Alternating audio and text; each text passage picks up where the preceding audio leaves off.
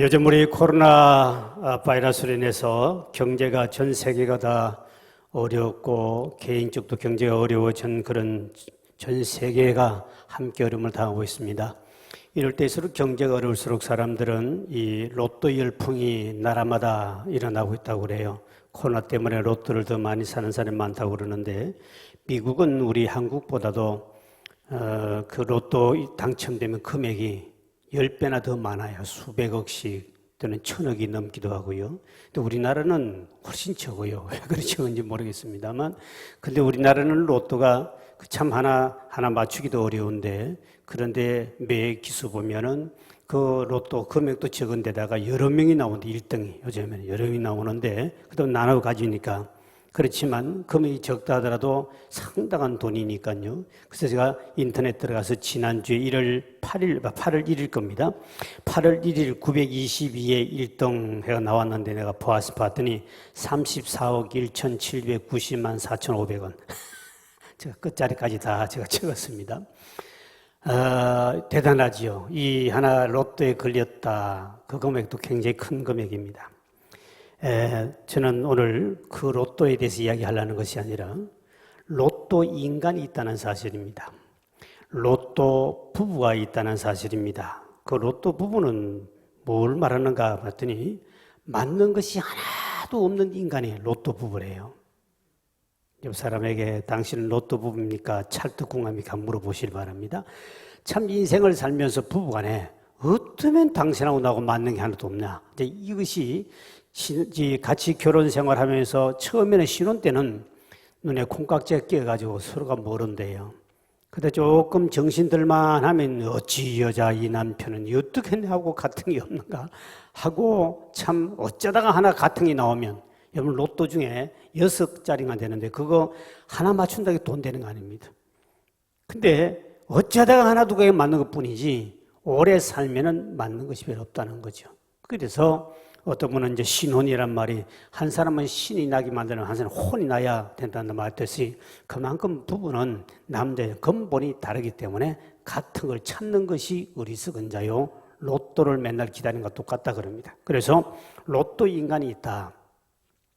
오늘 본문에 바로 로또 남편을 만난 사마리아의 여인의 이야기가 나옵니다. 로또 남편을 만났던 사마리아 여인. 이 여인은 성경에 보니까 5 남편하고 살아보았어요.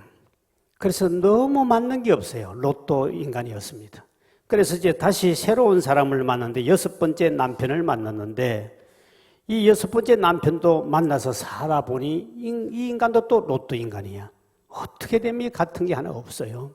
그래서 이 여인은 참 내 운명이구나. 나는 내 팔자가 이런 거구나 하고 참 비참해지기 시작합니다. 그리고 삶에 대한 의욕도 이제는 없어지고 남편에 대한 무언가를 기대하고 같은 것이 있고 나를 위해서 뭔가 좀 해줄 줄 알았더니 남편을 6번째 이렇게 같이 살아봐도 같은 게 없는 거예요. 근데 너무 불행합니다. 근데 이 여인은 먹고는 살아야 되는데 근데 이스라엘은 공동 우물이 있기 때문에 집에서 우물이 없으니까 바깥에 공동 우물을 길러 먹어야 되는데 동네지에 나가면 동네 사람들이 수근수근거리고 자기를 슬쩍 쳐다보면서 이상한 여자로 취급하기 때문에 동네에 소문이 난 있으니까 이제 바깥으로 못 나가요. 그래가지고 이스라엘은 12시 정오가 되면 제일 햇빛이 뜨거울 때입니다. 40m가 올라가는데 제일 뜨거울 때 그때는 오침 낮에 잠을 자기도 하고 다 집에서 바깥에 일체 일하지 않고 다 안에 들어가서 쉬고 있을 때입니다. 그 틈을 타서 아무도 나오지 않는 그 틈을 타서 물동이를 가지고 물을 길려다 먹어야 하는 참 이렇게 비참하게 살아가는 한 여인이 바로 사마리아 여인이었죠. 여인은 물동이를 들고 물가에 갔더니 아무도 없는 줄 알았더니 그곳에 갔더니 유대인 한 사람의 남자가 그곳에 서 있었습니다. 본인은 그냥 유대인 한 남자로 여겼기 때문에 그 예수인 줄 몰랐지요. 근데 대화를 하다 보니 그분이 바로 메시아요. 그분이 바로 하나님이셨습니다. 이 여인은 우물가에 혼자 사람들이 눈을 피해 갔다가 메시아를 만난 동시에 그는 너무나 그 만난 기쁨과 감격이 크니까 물동이를 집어 던져버리고 그렇게 부끄러워서 사람들이 가까이 가지 않던 여인은 동네로 돌아가서 와보라. 우물가에 여러분이 기다리던 우리가 기다리는 메시아를 내가 만났다. 메시아를 기다리던 그 사상들이 있었기 때문에 메시아가 왔다는 소식을 듣고 동네 모든 사람들이 예수께로 몰려오기 시작합니다. 그때 예수님은 그곳에 이틀을 유하면서 그 동네 모든 사람이 예수를 믿은 기적이 나타난 것이 오늘 본문의 내용입니다. 오늘 본문에 보면 사마리 여인이 예수님을 만나서 점점점 이야기하다가 이 사마리 여인은 예배에 대해서 질문합니다. 우리는 어디서 어떻게 예배를 드려야 됩니까? 하고 예배에 대해서 이렇게 예수님께 질문했더니 바로 예수님이 대답한 것이 바로 오늘 4장 24절의 말씀이죠. 4장 24절을 말씀 봅니다. 시작. 하나님은 영이시니 예배하는 자가 영과 진리로 예배할지니라. 하나님은 사람이 아니고 영적인 존재다. 영적인 예배를 드린다. 영과 진리, 영이란 말은 우리 다 알아서 성령을 가리키지요. 전에는 신령이라 되어 있는데 영과 진리, 진리는 바로 말씀을 가리키기도 합니다만 이 NIV 성경에 보면 영과 그리고 진리 안에서 드려라. 그리고 현대인의 성경에는 쉽게 되어 있는 말입니다. 거기 보면 이 영적인 진실한 예배를 드려야 된다. 또 다른 성경의 번역에도 보면 전부 다 진실함으로 드리는 예배를 영적 예배요 그랬습니다. 그러니까 진실한 예배를 드려야 된다. 예수님 대답은 진실한 예배를 드려라. 진실한 예배가 무엇을 가리킬까? 성경에는 내 마음을 다해서 드리는 것, 전심을 드리는 것, 우리 마음을 전체를 드리는 것을 바로 진실한 예배라. 로마서 12장 1절에 이렇게 말씀하고 있죠. 시작. 그러므로 형제들아 내가 하나님의 모든 자비하심으로 너희를 권하노니 너희 몸을 하나님이 기뻐하시는 거룩한 산제물로 드리라. 이는 너희가 드릴 무슨 예배라고요? 영적 예배다. 영적 예배가 뭡니까 했더니 네 몸을 살아있는 네 몸을 하나님 앞에 온전히 드리는 것이 영적 예배다.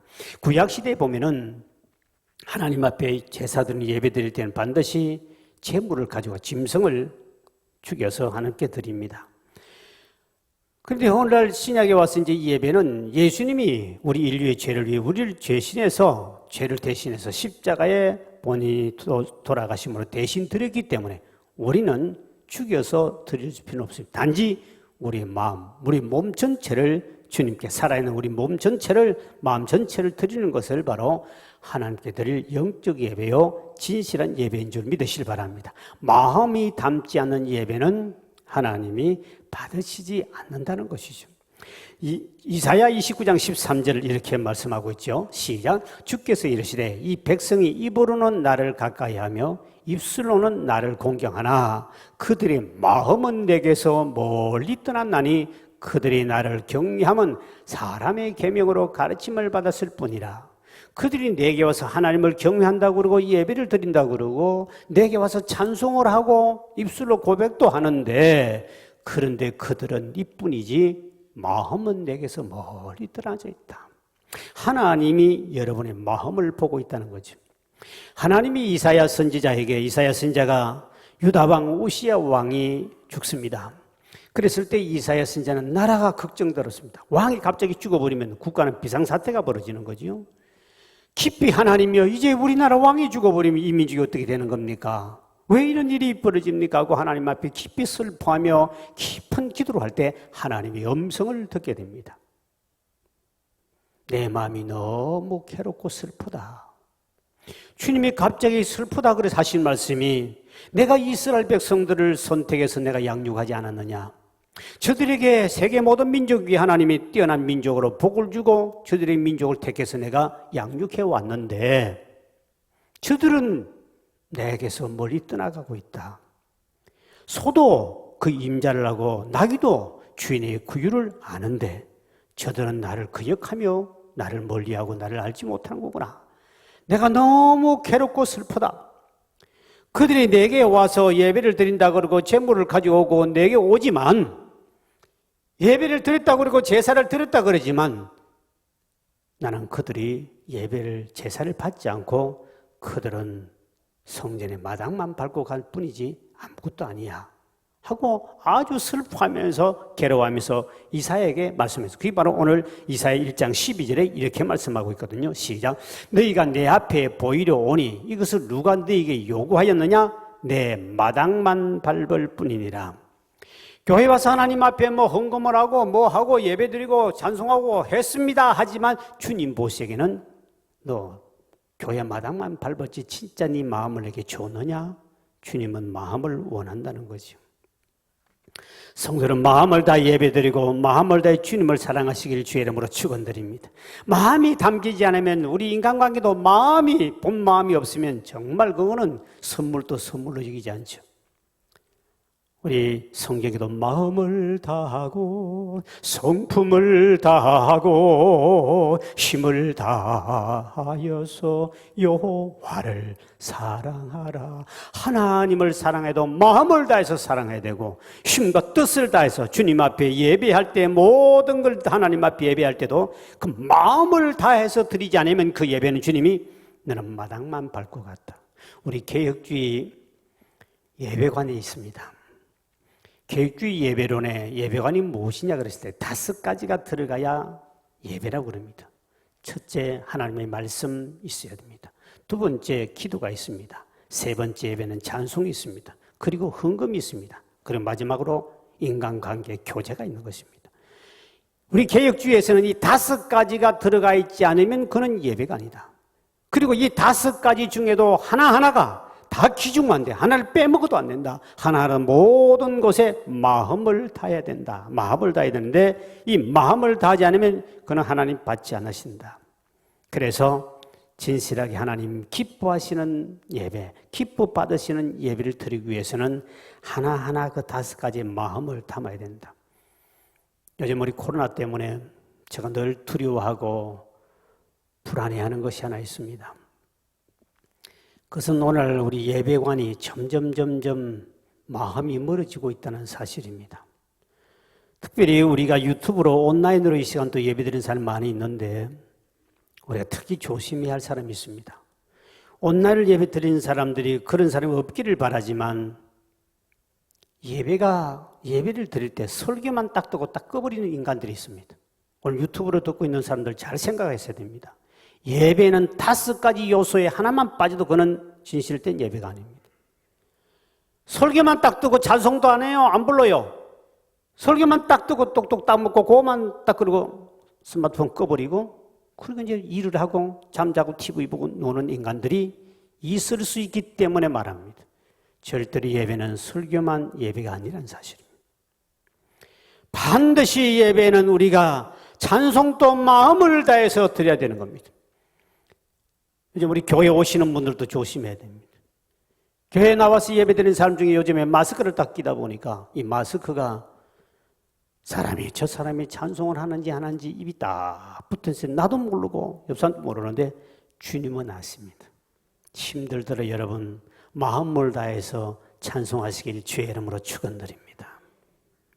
이 마스크가 좀 이로운 점이 있더만 표정 관리 안 해도 괜찮고 여자들은 화장품 값이 안 들어도 좋고 째째째 하다도 마스크 쓰고 모자만 써버리면 뭐 아무것도 괜찮고 전에 만약에 그냥 이 마스크 안 쓸 때 만약에 본인이 이렇게 마스크 쓰고 다니면 이상한 사람이에요. 지금은 그래서 요즘에 화장품이 안 팔린다는 그런 슬픈 이야기가 있습니다만 하여튼 그래도 교회 나올 때 여러분 좀 찍어 바르고 나오시고 그래도 혹시 또 마스크 벗고 이야기할 때 됐으니까 이쁘게 해 나오시면 좋습니다. 근데 이 문제는 하나님 앞에 예배 드릴 때 이제 이게 뭔가 주고받는 게 있어야 되니 하나님 앞에 드리는 건데 찬양을 드리는 건데 말씀을 받는 것이지만 위에서 내려오는 것은 말씀이지만 여러분 하나님 앞에 찬송과 기도를 드리는 건데 이 드리는 것에 여기에 찬송을 드리고 기도를 드리는데 여기에 여러분들이 이 마음을 담지 않으면 그 예배가 아무 가치 없는 거죠. 저는 몰라도 하나님은 아시기 때문에 찬양할 때 반드시 마음을 담아야 하나님이 그 찬양을 받으신다. 또 어떤 사람들은 헌금만 내면 예배가 다 된 줄 아는 사람이 있습니다.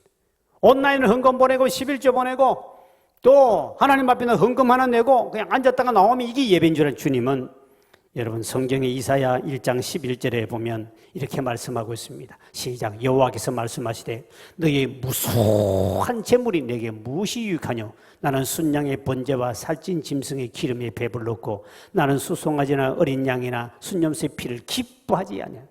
너희들이 성전에서 헌금을 많이 드리고 큰 재물을 드리고 송아지를 갖다 잡아주고 하나님께 내인데 드렸다 하지만 주님은 너희는 마당만 밟고 간 인생한들이지 나는 그 기뻐하지 않는다. 왜? 그게 마음을 담지 않았기 때문에. 이사야 1장 13절에 보면 다시는 헛된 재물은 다시는 가져오지 말라. 내 마음이 괴로워 견디지를 못하겠다 그랬습니다. 이런 마음이 없는 것을 만약에 누구에게 선물 이거 해 하고 픽 집어 던져주시면 안 받는 것보다 기분 되게 나쁘겠죠. 하나님 앞에 예물을 갖다 드렸지만 그 헛된 예물을 다시 가져오지 마라. 내가 1장 13절에 견디지 못하겠다. 하나님 얼마나 못 견디면 내가 견디지 못할 정도로 너희들이 그렇게 가증하게 예배를 드리느냐. 마음을 다해 예배 드릴 때 하나님은 반드시 그 예배를 받으시고 만나주시고 복을 줄 믿으시길 바랍니다. 우리의 기도에, 우리의 찬양에, 우리의 말씀을 들을 때, 여러분의 예물 드릴 때 하나라도 빠지면 안 거기에 마음을 담아라. 오늘 이 코로나 때문에 이제는 교제도 지금 이제 무너져 버렸습니다. 초대교회가 어떻게 부흥된 줄 압니까? 교회에서도 열심히 모였고 구역의 가정에서도 열심히 모이고 그들이 모일 때마다 꼭 하는 것이 교제였습니다. 떡을 떼며 서로 섬기며 사랑하는데 요즘 이제 교회에서 코로나 때문에 음식도 안 먹고 이렇게 가나고 하니까 교회가 설렁하고 인간관계가 없고 사랑이 없고 격려도 없고 아주 제가 보면 좀 무서울 정도입니다. 뭐 또 예배드리가 싹 다 빠져버리고 5분이면 다 빠져나오고 교회 텅 비어버리고 전에는 구석구석 가면 교제하고 먹고 이야기하고 기도하고 막 아름다운 교제 위로 격려가 막 이 초대교회 부흥은 그때 구원받는 백성이 많아지고 부흥됐지 교제 없는 교회는요 그건 예배도 아닙니다. 이제 빨리 우리는 구역장은 반드시 여러분들이 주중에 한번 찾아가서 한 사람 한 사람씩 만나주고 그런 마스크 쓰고 바깥에서 커피숍에 만나든지 어디 뭐 식당에서 만나든지 만나가 이야기하고 교제하고 이 교회에서 지금은 못하더라도 여러분이 그런 교제를 하라고 우리도 지금 카페를 문을 열지 않습니까? 교제 없는 교회는 절대로 부흥 못합니다.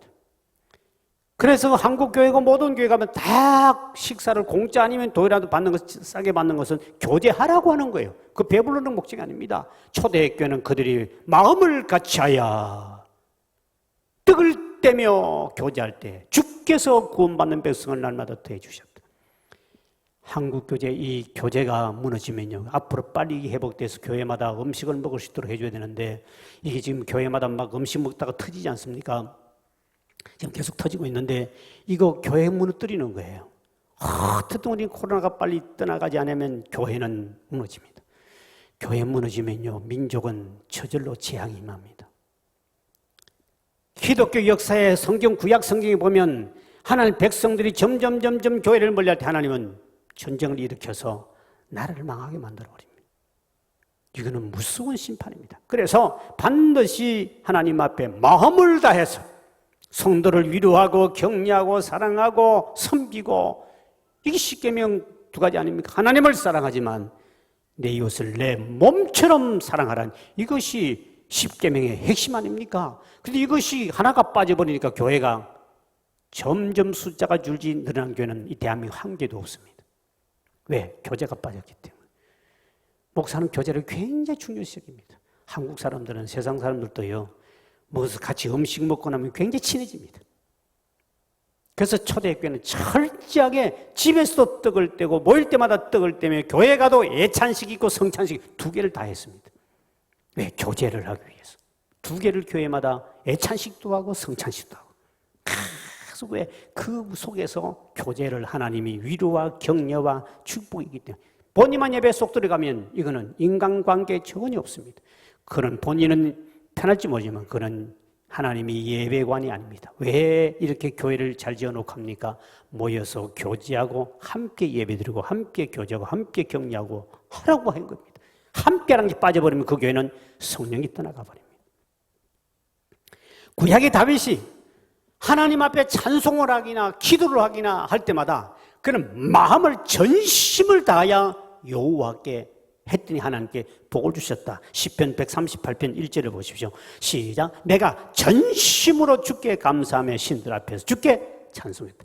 찬송을 전심을 다하여 드리고 하나님께 감사하되 전심을 내 마음을 다 드렸을 때 그때 2절 3절에 이렇게 말씀합니다. 시작. 내가 주의 성전을 향하여 예배하며 주의 인자심과 성실하심으로 말미암아 주의 이름에 감사하오리니 이는 주께서 주의 말씀을 주의 모든 이름보다 높이 하셨습니다. 내가 간구하는 날에는 주께서 응답하시고 내 영혼에 힘을 주어 나를 강하게 하시다. 하나님 앞에 기도도 전심을 다하고 그리고 예배도 진실하게 전심을 함께 드렸더니 하나님이 그의 신분을 목동이라는 천한 직업을 가졌던 사람을 이스라엘의 왕으로 세워주시고 하나님이 그가 기도한 모든 것을 응답받았더라. 여러분, 하나님 앞에 진실한 예배, 마음을 담아드린 예배를 통하여 응답받고 여러분의 신분이 높아지길 주의 이름으로 축원드립니다. 두 번째 우리가 생각할 수 있는 것은 진실한 예배라는 것은 예배의 갈급함, 사모함이 있어야 된다. 이게 없이는 하나님을 만날 수도 없고 복 못 받습니다. 마치 목마른 사슴이 헐떡거리며 물을 사모하고 갈급하듯이 목마른 사슴 시내 물을 찾아 헤매이듯이 내 영혼 주를 찾기에 갈급하나이다. 큰 사슴이 목이 말라 물가를 갈 때 막 컥거리며 사모하며 뛰어갑니다. 오늘 여러분이 예배를 사모하고 기도하고 하나님 앞에 정말 이 예배를 통해 주님을 만나보고 싶고 은혜를 받고 싶고 예배를 사모하는 그런 마음을 가진 만큼 오늘 이 시간은 은혜를 받을 줄 믿으시길 바랍니다. 사마리아 본문에 나온 여인은 평소에 예배에 목마름이 있었습니다. 아니 이거 다른 말도 할 것도 얼마나 많은데 왜 소응답해 주신 남편 좀 갈아치워 주세요. 남편 개떡 같은 남편, 이 로또 남편 말고 다른 남편 없습니까? 뭐 여러 가지 이야기도 할 수 있는데 그 예수님께 본인이 질문이 뭡니까? 예배에 대한 질문을 했다는 사실입니다. 그만큼 평소에 이 여인은 너무너무 예배에 대한 사모함이 많았던 겁니다.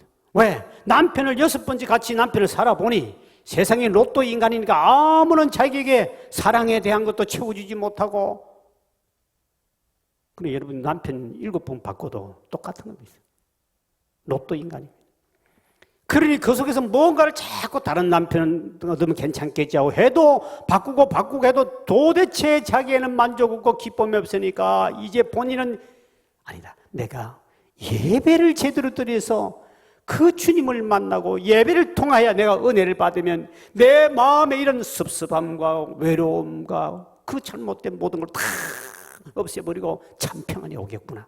그래서 본인이 예배에 대해서 갈망해서 이 산에 살까 예루살렘까지 갈까 항상 예배에서 목말하다가 예수님 만났을 때 어디 가서 예배하고 누구에게 예배해야 됩니까? 그랬습니다. 그러면서 여인은 예수님께 이런 말합니다.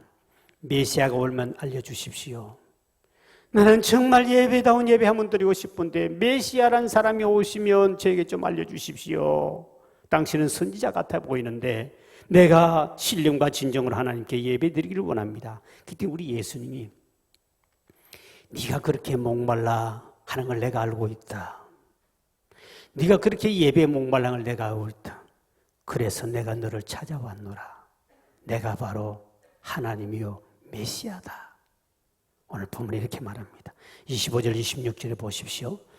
시작. 여자가 이르되 메시아 곧 그리스도라 하는 이가 오실 줄을 내가 아노니 그가 오시면 모든 것을 우리에게 알려줄 줄 믿습니다 하고 말했더니 예수께서 이르시되 내게 말하는 내가 그라. 내가 메시아야. 네가 그렇게 예배를 사모하니 내가 너를 찾아온 거야. 유대인은 절대로 사마리아를 가지 않습니다. 이 사마리아의 예배를 사모하고 있는 한 여인을 내가 알고 있었기에 내가 너를 만나러 여기 왔다. 내가 메시아다. 이 메시아를 바로 누가 메시안 예수를 만났습니까? 예배의 사모함과 예배의 갈급함을 가진 자가 만난 줄 믿으시기 바랍니다. 여러분 이러한 사모함과 예배의 사모함과 이렇게 예배를 사모한 자를 오늘 성경에 보니까 주님은 그런 예배하는 자를 지금도 찾고 계시느니라. 주님 앞에 이렇게 예배를 사모하면 그 사모하는 사람은 예배 드릴 때마다 주님을 만날 줄 믿으시기 바랍니다. 주님의 임재를 체험합니다. 사모하면 없는 사람은 절대로 못 만납니다. 그 사마리아에 수많은 사람들이 살고 있었지만 그렇게 예배를 사모하는 사람은 이 여인 한 명뿐인 것을 예수님 알고 일부러 사마리아 혼혈 쪽에 사는 유대인들이 가장 싫어하는 사마리아 성으로 들어가서 그 어렵게 사는 세상에서 손가락질 받지만 그러나 그 마음속에는 예배의 사모함이 있었기 때문에 왜 우리가 예수를 못 만나고 왜 하나님 주님을 못 만납니까? 사마리아 여인처럼 예배의 사모함이 없고 오늘 또 예배를 한 번 드린 것이 마치 때우는 거로 그냥 자기 사명을 감당하는 정도로 생각합니다. 여러분 이제 이번 다음 주가 아마 마지막 여름 휴가철인 것 같습니다. 우리 그리스도인들도 휴가도 가야 되고 비서도 가야 합니다. 근데 중요한 것은 주일 예배를 소홀히 하면 안 된다는 겁니다. 주일 예배를 빼먹었다는 것은 이미 그 사람은 예배에 대한 마음은 이미 떠난 겁니다. 주일 예배마저도 본인이 그냥 적당주로 예배 드렸다는 사람은 그럼 평생 1년에 52주 있고 또 평생 살면 많은 예배가 있는데 한 번도 주님을 만날 수 없습니다. 예배에 주님을 만나고 예배 때 주의 임재를 체험하고 예배 때 내 인생이 달라지고 예배 때 내 말씀을 통하여 내 삶의 변화가 나타나고 미래가 보이고 새로운 길이 열릴 줄 믿으시길 바랍니다. 그 예배에 정말 생명을 다하고 유대인들은 핍박이 있을 때 이스라엘 백성들은 그 카타콤 동굴 속에 가서 100년, 200년 동안 또 그 속에 들어 살았습니다. 예배를 사모하기 위해. 밖에 나가면 잡혀서 예배를 못 드리니까. 그 예배 한 번 더 드리고 죽으려고 그 지하 카타콤에 가보시오. 지하 굴 속에 들어가면 그 속에 100년, 200년 동안 살다 보니까 햇빛을 못 보니까 눈이 실명됩니다. 그 안에서 죽고 그 안에서 무덤을 다 그 땅굴 속에서 다 묻어가지고 살아요. 그 속에서 예배 드리고 안에 가면 굴 안에 들어가면 예배당을 다 굴에다 땅속에다 파가 100년, 200년 동안 있었습니다. 그렇게 실명이 다 돼버리죠. 자식을 낳기는 하는데 햇빛을 안 보니까 눈이 다 실명. 그래도 마지막까지 한 번 더 예배 드리고 죽으려고. 여러분, 한 번 주일 예배 빠지면 두 번째 또 빠지게 되고 뒤에 가서는 예배 회복하기 너무 어렵습니다. 성경에 보면 또 우리 믿음의 조상들을 보면 하나님께 예배에 생명 걸고 예배를 진실하게 성실하게 드린 사람은 다 복받았습니다. 성경에 다윗 같은 사람도 보면 자기 하나님 앞에 예배를 드리고 싶어서 궁전 안에다가 하나님의 예배를 드리고 궁전 안에 성소를 짓고 하나님의 언약궤를 모셔옵니다. 하나님의 언약궤를 모셔올 때마다 그는 7발자국 갈 때마다 그는 하나님 앞에 엎드려서 절을 합니다. 예배를 드립니다. 그리고 그 법궤가 들어올 때 춤을 추며 찬양하며 환영하다 바지가 벗어진지 모르고 그렇게 예배를 목을 놓아 예배를 드립니다. 아브라함도 가는 곳마다 제단 쌓고 여호와 이름을 불렀더라. 가는 곳마다 예배를 드립니다. 우리나라에 유계준 장로님이 계셨는데 젊은 시절에 평양에 깡패였답니다. 근데 이 사무엘 모벳이라는 선교사가 와서 전도를 하는데 끝까지 행패를 부리고 구타도 하고 안 믿었대요.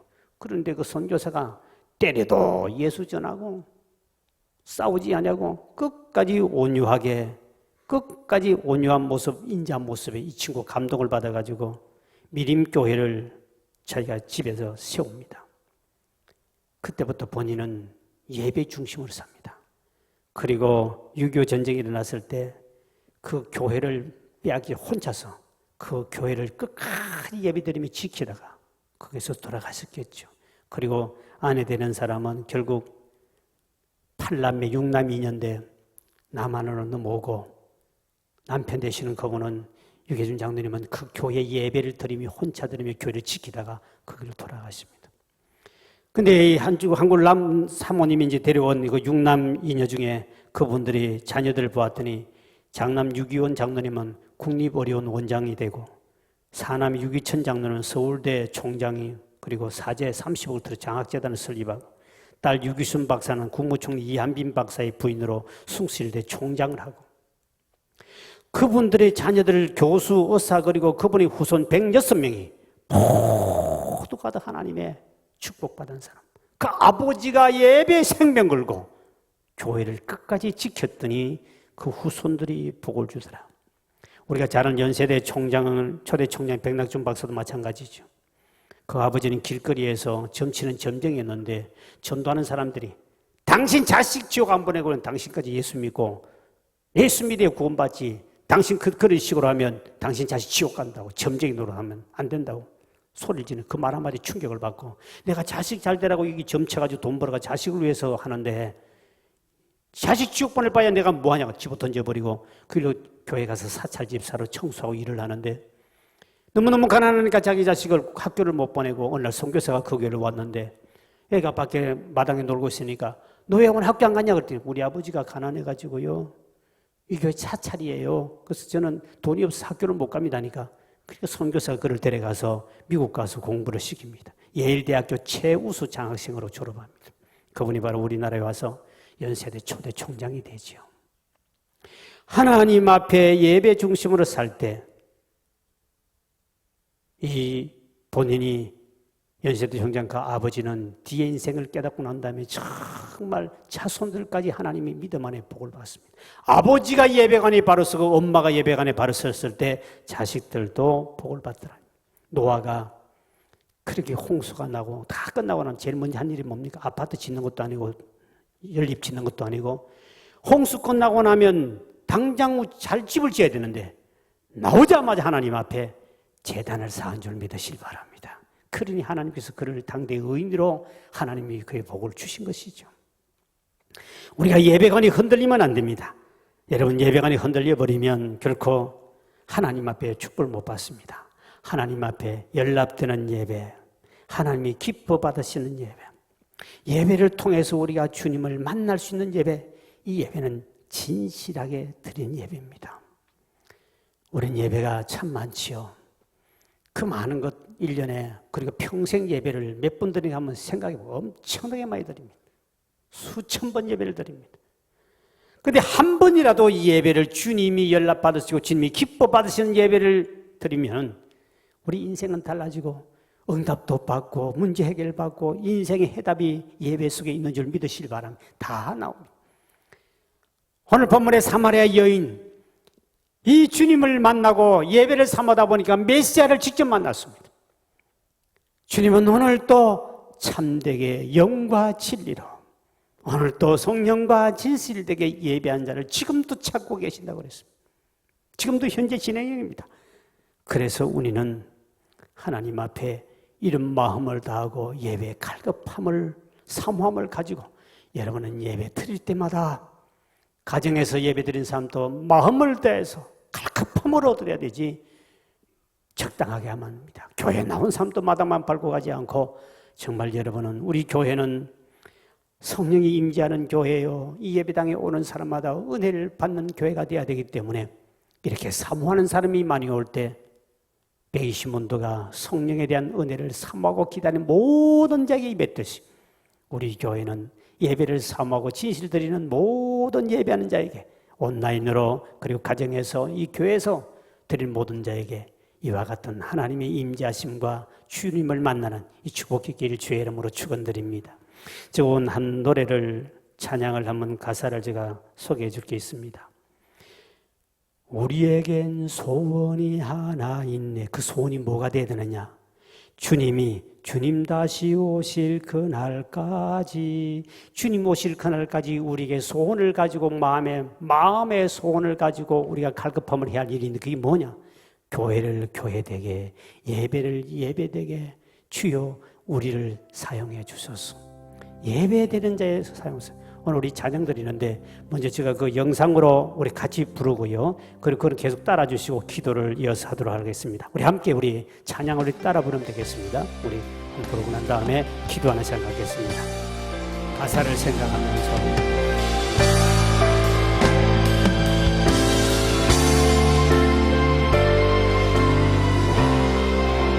우리에게 소원이 하나 있네.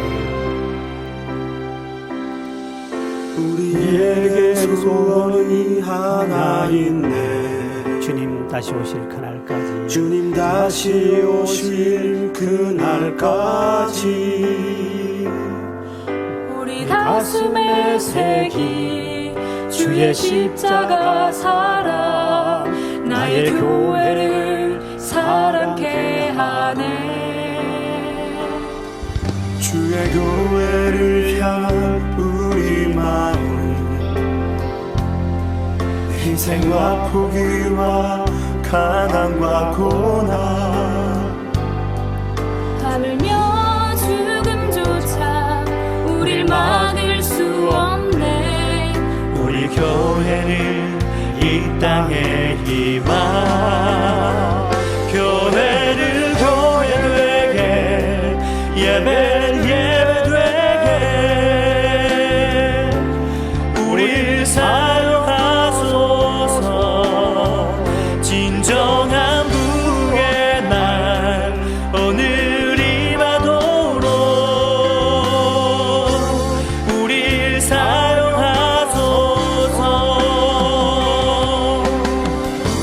성령 안에 예배하리라, 자유의 마음으로 사랑으로 사역하리라. 교회는 생명이니 교회를 교회 되게, 예배를 예배 되게 우릴 사용하소서. 진정한 부의 날 오늘이 마도록 우릴 사용하소서. 교회를 교회 되게, 예배를 예배 되게 우릴 사용하소서. 진정한 부의 날 오늘이 마도록 우릴 사용하소서. 우릴 사용하소서. 함께 우리 기도하기로. 하나님, 주여, 우리가 진실하게 예배하지 못함을 용서해 주옵소서. 그 수많은 예배를 드렸지만 주님이 역겨워하고 다시는 오지 말라 할 정도로 마당만 밟고 하는 인생이 아니었는지, 주여, 이제는 예배가 예배되게 하시고, 이제는 예배를 사모함을 통하여 사마리아 여인처럼 지금도 주님이 찾아오셔서 만나주기를 원한다고 말씀하셨는데, 주여, 예배를 통하여 주님의 임재를 체험하고 주님을 만남으로 우리 인생이 사마리아 여인처럼 달라지고 변화가 있고 열매 맺는 사람이 되게 해달라고 합심에 삼은 주님 앞에 동성으로 기도합니다. 사랑에 많으신 아버지 하나님, 우리가 오늘까지 수많은 예배를 드렸지만 그러나 우리가 하나님 앞에 진실하게 예배하지 못함을 이 시간도 용서해 주실 바랍니다. 예배 드린 것은 중요한 것이 아니라 네가 마음을 담았는가, 그리고 예배에 갈급함이 있었는가. 아버지, 이것이 없었기 때문에 주님을 만나지 못하고 아버지 끊임없는 아버지 갈망하며 인생을 살아왔던 우리 선제를 용서해 주실 원합니다. 이제는 세상 것만 바라는 것이 아니라 이에 주님 앞에 참된 예배, 진실한 예배를 통하여 주님을 만나기를 원합니다. 지금도 참되게 예배하는 자를 지금도 찾고 계시마 약속하신 아버지 하나님, 오늘도 우리가 사마리아 여인처럼 주님 앞에 예배를 사모하다가 모든 성도들이 가정에서, 직장에서, 교회 나와서 하나님 앞에 참되고 진실되게 예배하는 자, 영과 진실로 예배하는 자에게 오늘도 찾아주시고 만나주셔서 우리의 문제를 해결받게 하시고 다윗처럼 응답받으며 하나님의 말씀 안에 바로 서서 복을 받는 우리 모두가 되기를 원하며, 그리고 우리의 예배가 진실하게 예배됨으로 이 예배가 상달됨으로 우리 자손들도 우리를 통하여 후손들이 복을 받도록 은총을 베풀어 주시를 원합니다. 이 시간도 주님 앞에 나와 간구하는 모든 심령들에게 은혜를 주시며 주들이 손영답도 되게 도와주시고 다윗처럼 하나님 앞에 진실한 예배를 통해 주님을 만나고 응답받고 신분이 높아진 것처럼 우리도 하나님의 진실한 예배를 통하여 우리가 주님을 임재를 체험하고 만나도록 은혜를 베풀어 주옵소서. 우리 하나님이 함께 하시고 참된 예배를 받을 줄 믿사옵고 예수 이름으로 간절히 기도하옵나이다. 아멘.